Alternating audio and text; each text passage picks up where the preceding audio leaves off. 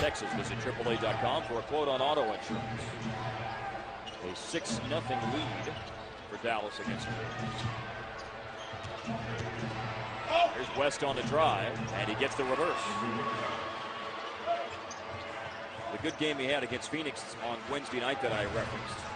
It's not like that was an anomaly given his recent performance, because over the last 6 games, he's averaging 27 points and shooting 53% for the floor.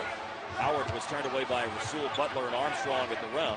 Lost the ball, and it's the Hornets coming away with it after they got their first basket on the last trip. Paul misses, follows. That was a nice job by a guard in the lane to grab the rebound with one hand and in one motion go back up and shoot.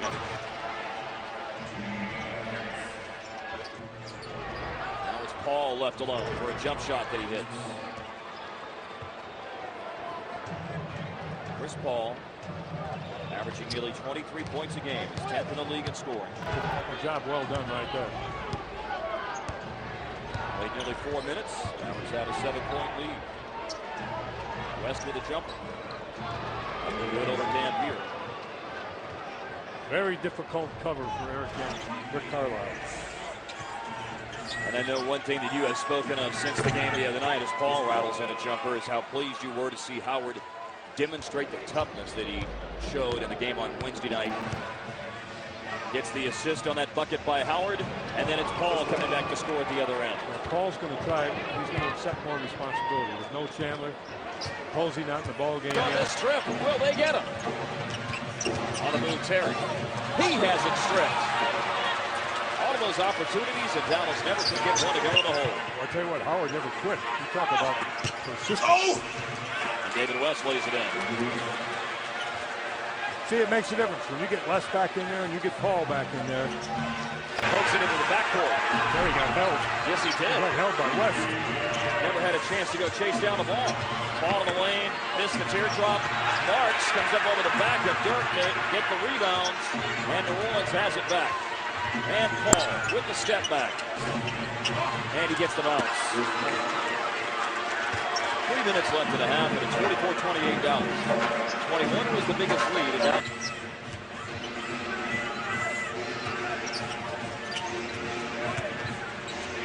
Stojakovic at 3. Asia hits it. Dangerous 3-point shooter. As anyone who has watched over the last 10 years, they have missed some layups. Howard's missed a couple. Terry missed that one. And for the last shot of the half, Paul with the ball in his hands missed the scoop, but is able to follow it in. Jason Kidd from half court. A good start to this half after New Orleans coming back from that big deficit. Rasul Butler hits, and it's down to an 8-point lead for Dallas. And then a run out. And then, as you have called it many times, the toughest play to defend in basketball, you get a steal, and the Mavericks get the run out and score. And then Paul comes back to drive the lane and trim it back down to a 12-point Maverick lead. Not getting caught up in this half-court stuff, because that guy right there is too good. Zigzagging, weaving his way through traffic. Chris Paul draws a foul on Antoine Wright, and so this will leave Dallas undermanned defensively because Wright is now at 4 fouls. Going left, coming back right, and sometimes he'll go right, come back left, go back right again, but sooner or later... Carlisle, not a surprising one. Jason Terry in. Antoine Wright out. Mavericks have their first team foul of the third quarter. 21 consecutive games. He's at 8 tonight. A driving score again by Chris Paul.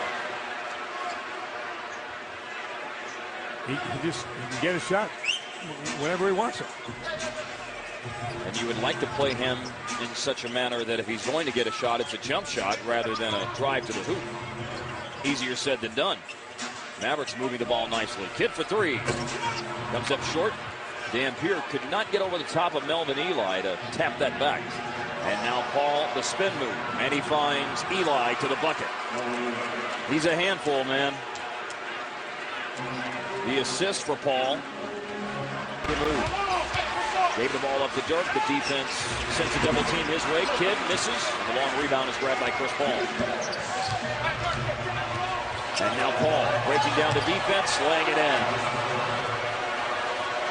It's all Chris Paul here in the third quarter for New Orleans. Orchestrating, creating for himself or his team. That basket and try to figure it out. 1:35 to go in the third. Paul underneath. Sean Marks dumps. I didn't realize he was that quick off the floor. Back off the missed three by Terry. Dallas may not be getting many threes to go down tonight. They're only 4 of 20 on threes, but they're doing some other things very well as Paul is. The Mavericks are out free throw attempting the Hornets 21-15. And this is a big number. 43-25. That's Dallas's rebounding advantage. Don't you know when you give up a three-point play? Terry. Nope. Sean Marks rebounds. We think so often of Stojakovic and just standing on the perimeter as a spot-up shooter, but taking advantage of being 6'10". He did a nice job posting at right last time, and there's Chris Paul with a three, and Rick Carlisle not wanting any momentum to get built by New Orleans. Penetration by Chris Paul not coming off Stojakovic. Correa has it blocked, going inside.